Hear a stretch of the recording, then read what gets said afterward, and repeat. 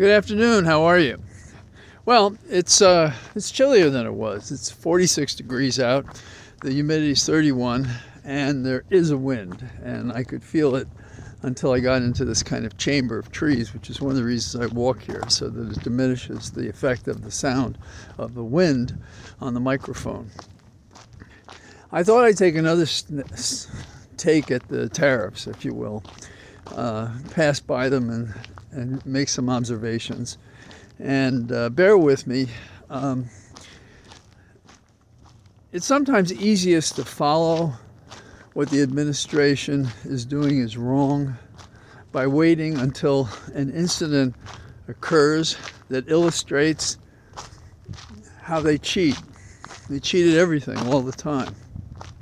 Now, as a premise for my interpretation of some things going on, I would suggest from our common experience, the feeling that we get when a local store says, great prices, what was $100 is now $90, come in and buy it. Now, most of us suspect, it's not always true, that really the item costs them $45, and anything over that is a profit, and maybe that's okay. And we look at an item and decide if in our sliding scale of appetite for products, that whether or not they're telling the truth, this is a good price for you or me. Okay. Now, think of it this way. If I have room from the real price to the price I'm demanding, I might make you feel good by negotiating a price less than the phony large price. Am I making sense? I'm trying. Now, the name I want you to think of is Brent Nyman. He's an economist. He's very skilled. He has a lot of expertise in foreign trade and tariffs. And he had a formula. And he discovered that Trump used his formula to justify his tariffs. Now that sounds, I guess, agnostic said that way, except for the fact that Trump took that formula and misused that formula.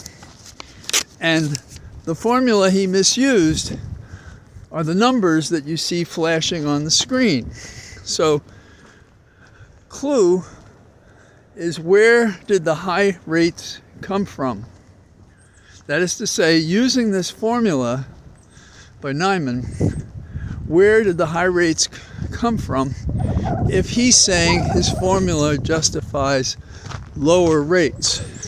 Now, first of all, in terms of the setting in which these rates are being chosen and tested and so forth, the objective is, how do we balance bilateral trade deficits? Now, tariffs are not meant to eliminate deficits in those two numbers. Trade balances happen for reasons having nothing to do with protectionism. So, a good example is if you increase a tariff on one country, it may, even likely, affect others. And so you have this multi-dimensional problem. So you have a formula that takes account of the factors, and you use that formula and the numbers that correspond to it to decide what is that balance number.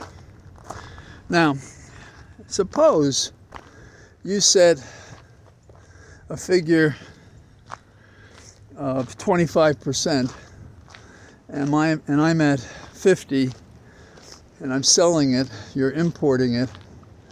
What if I eat that entire 25% as I'm dealing with the tariff, and lower my price accordingly, so that the pass-through is zero? Okay, that can happen. Now the flip side of it is that you could add the entire amount of tariff to your price, and then the pass-through is like 100%. And that's going to have some effect. Now, you don't have to understand the math to appreciate that if you change the numbers in the model, Nyman's model, you change the outcome number, which is the tariff. And Trump did exactly that. And that's why Nyman came forward to complain about the fact that his formula was being misused. And he was surprised to see his name on an article being held up for a proposition that does not correspond to the formula he did. So, bottom line, what is the result of Trump's misuse of Nyman's formula to set the tariffs? He made the tariffs 4 times larger by doing it. Another way to look at it is if you look at the current tariffs that he's trying to impose on everybody, you'll see that they should be 1/4 of what they are, since he multiplied by 4 times. Now, why would one do that? Well, let's go back to our sale in the local store. If he has magnified these tariffs 4 times over, then he has that entire negotiating room between the 25% and the 100% increase of the 4-time manipulation of the tariff. So, bargain basement. You can have a tariff for such and such, but I'll sit and talk to you. So why did he go and play golf over the weekend? Well, he's a monster. That's one explanation. But another is, I'm not going to talk to you. I'm not going to have anything to do with you. What he's doing is he's creating a posture in which those with these ridiculously high tariffs are going to come forward trying to force to bargain a deal. So he's going to increase the tariffs by some amount that's less than the 4-time enhancement by the misuse of the formula that Nyman created. Okay, you know the man. You know he's corrupt. You know he does this stuff. But we don't always get the satisfaction of knowing how he's doing it. Now, you and I are not the only ones who figured this out. I think there are a lot of Republicans on the Hill, all these billionaires, all these people wandering around saying this ain't fair. We can't do this. But we see that there are senators on the Hill, Republicans, who aren't buying this. And maybe it's to fool us into thinking they're going to make reforms, because you can't trust any of these people. But we also see the Trump loyalists showing doubts as the trade war goes on. So this is causing a lot of Sturm und Drang among us real folk who see that this pattern in the past and history, as we've gone over before, literally create a worldwide panic, and that's where we are now if we don't start figuring out how to deal with this. The due process is mentioned, and it's unfortunate that by the words itself, it's not entirely clear what we're talking about. And what we're talking about is fundamental fairness. That's what due process is. But by now, we must know what the components of that are. And there are several things that are necessary for due process, fundamental fairness. Number one, give me notice of what you say I did wrong. Notice of the charge. Allow me to sift through the facts. and give me an opportunity to be heard before you make a decision. When we've been sending offshore migrants without due process, without a charge, an opportunity to consider it, and an opportunity to be heard to contradict it, no due process. Some may think that because you're a migrant, you don't have any rights. But the rights that citizens have go to any person, and that's the way the language is written. So there have been findings in the Supreme Court that you have these rights. You have a right to due process. Now, we have a fella in a prison in El Salvador. One justice official was fired because he admitted there was error and that he ended up in one of these prisons.